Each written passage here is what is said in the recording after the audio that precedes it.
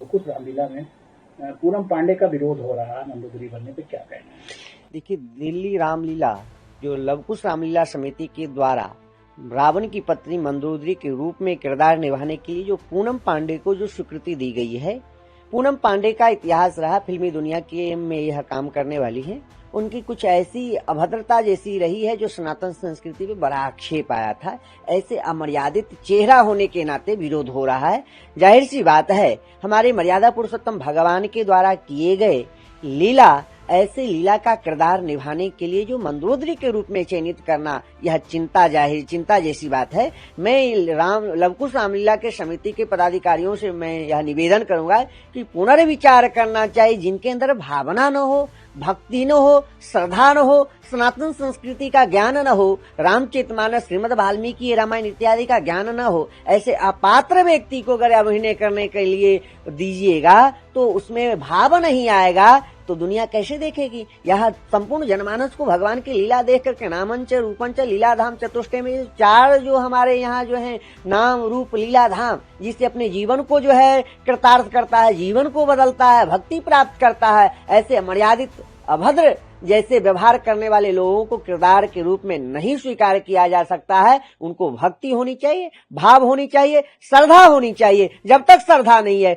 जब तक भाव नहीं है, तब तक स्वीकार नहीं है। पुनर्विचार करिए, अच्छे पात्र व्यक्ति को स्वीकृति दीजिए, ऐसे अपात्र व्यक्ति को न दीजिए जिसकी कोई सनातन संस्कृति की सभ्यता न हो, सनातन संस्कृति का कोई ज्ञान न हो, सनातन संस्कृति संबंध जिससे न हो, ऐसे व्यक्ति की स्वीकार नहीं है। इसलिए हम सभी धर्माचार्य ने विरोध जाहिर किया है और होना भी चाहिए, क्योंकि संपूर्ण जनमानस सनातन संस्कृति पर ही आधारित है और सनातन संस्कृति पर अंतर्राष्ट्रीय षड्यंत्र हो रहा है, जिसको लेकर के हम लोगों को सतर्कता के लिए यह कहा जा रहा है कि कोई आक्षेप न लगे, क्योंकि ऐसे मर्यादा पुरुषोत्तम भगवान के द्वारा किए गए लीला में किसी पात्र को अगर पात्रता दी जा रही है, जिसके अंदर पात्रता हो उसी को दी जाए, जिसके अंदर पात्रता नहीं है उसको देने की कोई आवश्यकता नहीं है।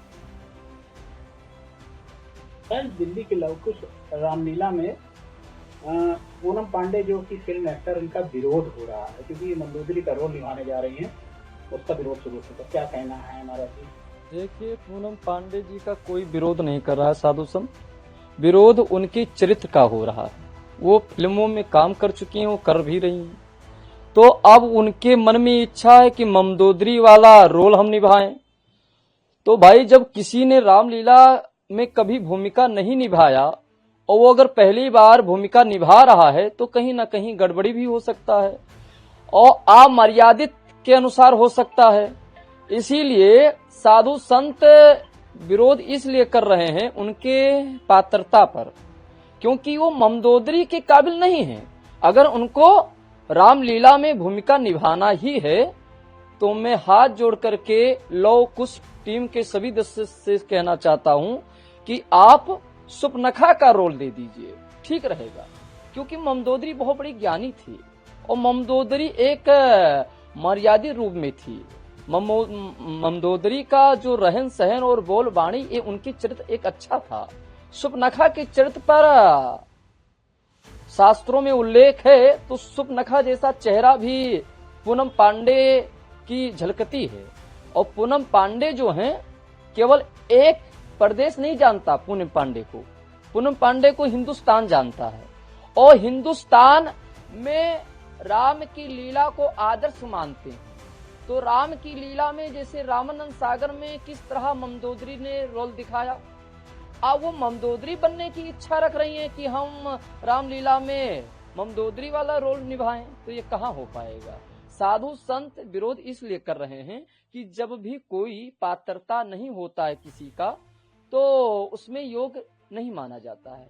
पूनम पांडे जो हैं, उन योग नहीं है, मंदोदरी के काबिल नहीं है, इसीलिए उनको सुपनखा की रोल रखना चाहिए। और अगर शास्त्रों की विरोध होगा लीला, तो हम साधु संत उस लीला को बैन करने की आवाज उठाएंगे। उत्तर प्रदेश योगी आदित्यनाथ जी के पास हम सभी साधु संत जाएंगे, इस बात को रखेंगे।